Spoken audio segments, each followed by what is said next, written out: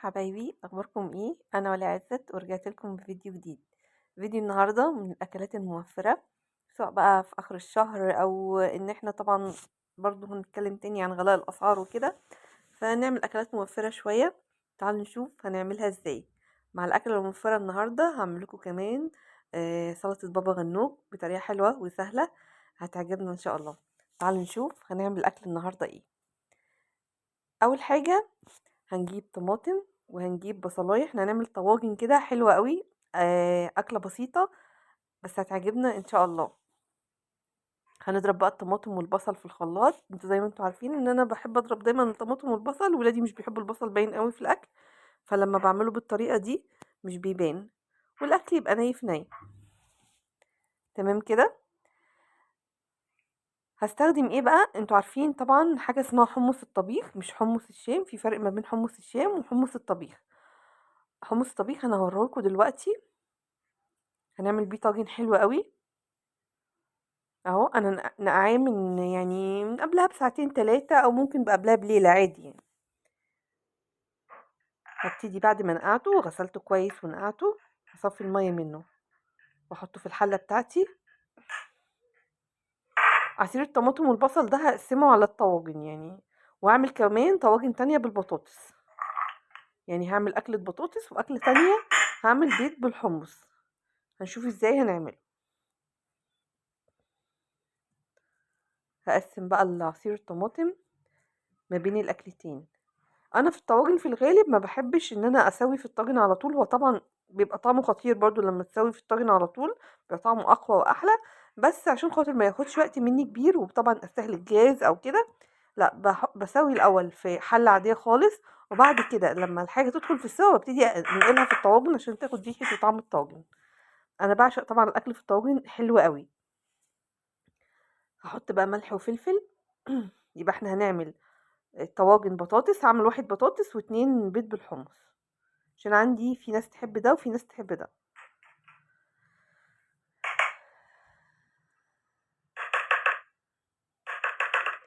أكلة البيض بالحمص دي أنا ممكن أستغنى عن الحمص، ممكن أستغنى عنه وأعمله بس صلصة كده والبيض لو حد مش حابه قوي، بس أنا متعودة أعمله كده.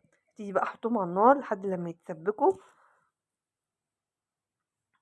في الوقت ده بقى هنشوي بدنجان. أنا بشويه على البوتاجاز على طول، أو ممكن أحط حاجة كده.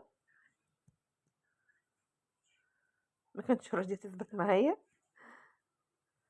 طبعا قبل ما أشويه طبعا بعمله بالسكينة كده، بعمل فيه شرايح بالسكينة. خلاص هو اتشوى معايا. هبتدي بقى اطلع اللحم الابيض الحلو ده، بعلي النار عليه وانا بشويه وكل حاجه عشان يطلع معايا ابيض كده وجميل.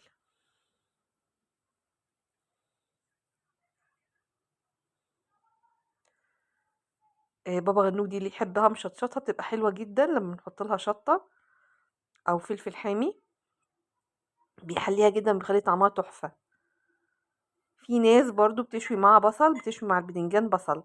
حابه تحطي كده ماشي، بس انا في الغالب دي ابسط طريقه عشان الوقت والمجهود وكده، فبشوي بدنجان بس. يبقى انا شويت البدنجان وطلعت قلبه اهوت، وبعد كده جبت فلفل اخضر وفلفل حامي برضو. ممكن استغنى عن الفلفل الحامي بشطة حامية.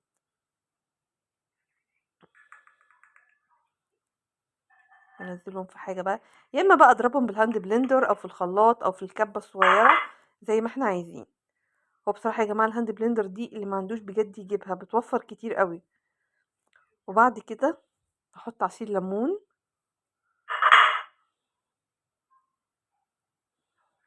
احط شوية ملح، ممكن احط مع الليمون خل وممكن استكفي بالليمون بس. اللي حابب يحط توم برضو يحط، انا ما بحبش احط توم. احط كمان كمون مهم جدا،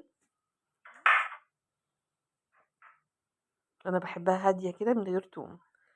جبت معلقتين طحينه، مش بحطها من البرطمان على طول، لا بخففها شويه بميه كده عشان تبيض معايا، وابتدي احطها على بابا غنوج وبس كده. هضربها بقى في الكبه او في الخلاط او بالهاند بلندر زي ما قلنا، وتبقى جاهزه معايا.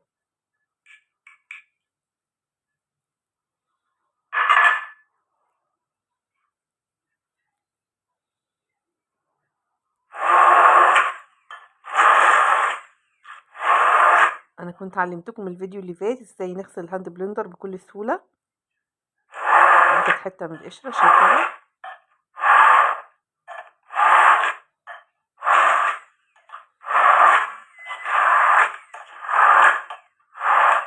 تمام، هي كده بقت جاهزة معايا. لو هنستخدمها على طول نغرفها في طبق عادي، لو هتقعد معايا بقى يوم 2 بحطها في علبة بغطا عشان ما تنشفش ولا لونها يغير. تمام، هو الافضل ان احنا نحطها في علبة بغطا وناخد منها على قد احتياجنا، تقعد يومين 3 في التلاجة. في ناس برضو تحب تضيف الزبادي، بس احنا بنحاول برضو زي ما قلنا ان احنا نوفر اكتر في وصفاتنا. بس طبعا لو حابين تضيفوا زبادي ممكن نضيف، بس هي كده كفاية جدا وحلوة قوي. تعالوا بقى نرجع للطواجن معايا. بعد بقى ما الطماطم اتسبكت وزودتها برضو شوية مية واستوى الحمص، استوى معايا بس بقى فيه شوية سائل، والبطاطس كمان سبت فيها شوية سائل صغيرين. هبتدي بقى احط الحاجة في الطاجن عشان ابتدي ادخلها الفرن.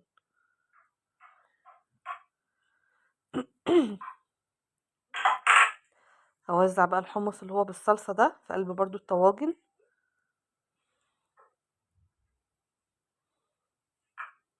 زي ما احنا شايفين كده.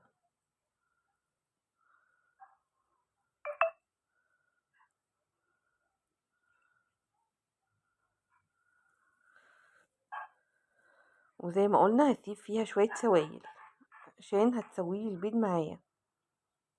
الأكلة بقى دي تتاكل بعيش متحمص، ممكن رز برضو عادي. هعمل البيض عيون كده في قلبها.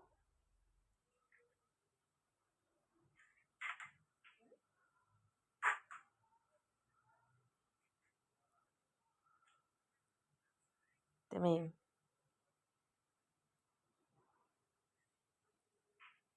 تبتدي بقى اتبل البيضة كده بملح وفلفل، احط شوية كمان على البطاطس. وبما اني بقى ما ضفتش اي مادة دهنية خالص في السوا، ممكن كنت اضيف في الاول برضو في التسبيكة، بس انا ما ضفتش فحط شوية زيت. الزيت اللي انت حباه. انا حطيت هنا شوية زيت زيتون. طبعا اي نوع زيت انت مستخدماه عادي خالص. وابتدي بقى ادخلهم الفرن، ياخدوا يدوب لون من على الوش كده ويتسبكوا وينشفوا اكتر. شكلهم بقى تحفة والله، طعمها حلو قوي. الأكلة دي بسيطة وسهلة، جربوها معايا. والبطاطس حلوة وعملنا سلطة خضراء وكمان بابا غنوج. جربوا الوصفة دي على طريقتي، حلوة قوي.